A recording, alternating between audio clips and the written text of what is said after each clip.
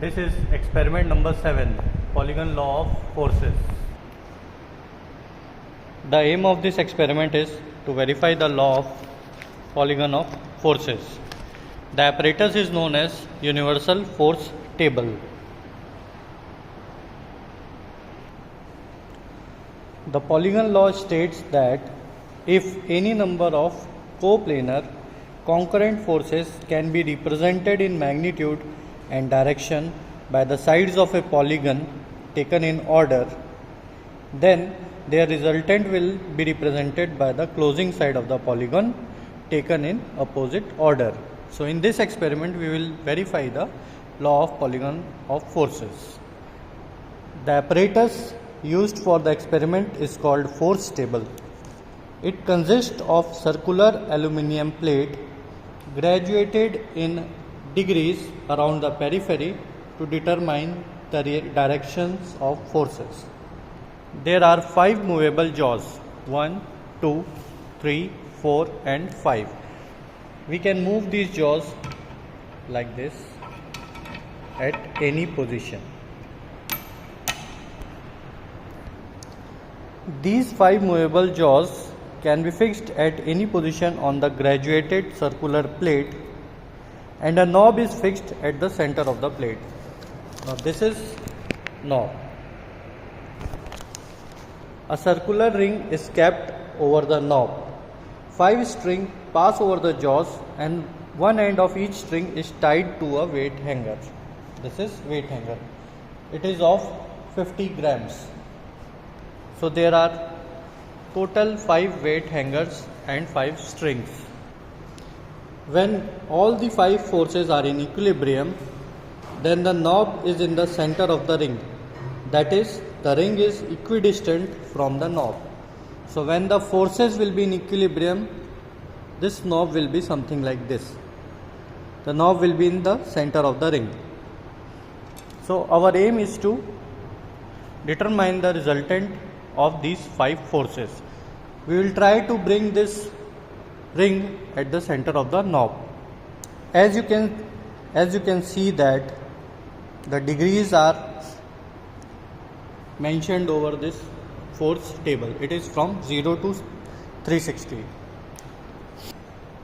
So we will fix jaw number 1 at 0 degree. You can clearly see here that it is at 0 degree, and we will fix other jaws at a random position such that the forces are not in equilibrium. It is in disturbed condition, and later we will keep adding weight on all the 5 hangers to bring the knob at the center. So these are the various weights that we can add on the hangers. Each of this weight is of 50 grams. Remember that the first jaw must always be at 0 degree, and other jaws can be moved accordingly to bring the knob at the center.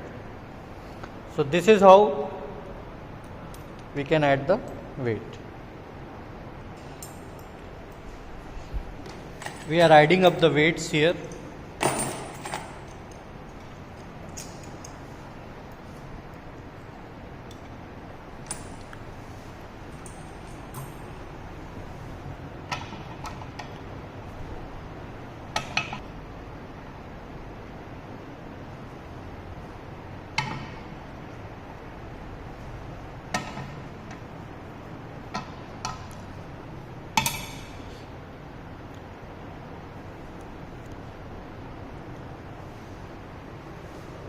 As you can see here that the knob is at the center now, so we can assume that the forces are in equilibrium now.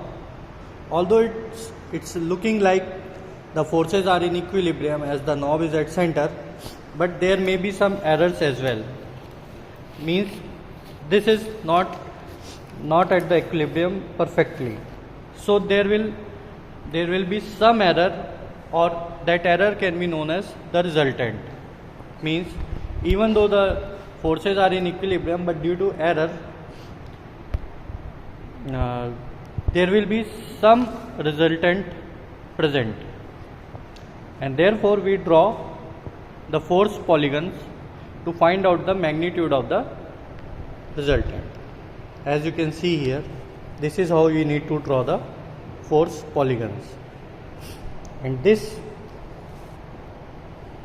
dotted line here represent the resultant of this system.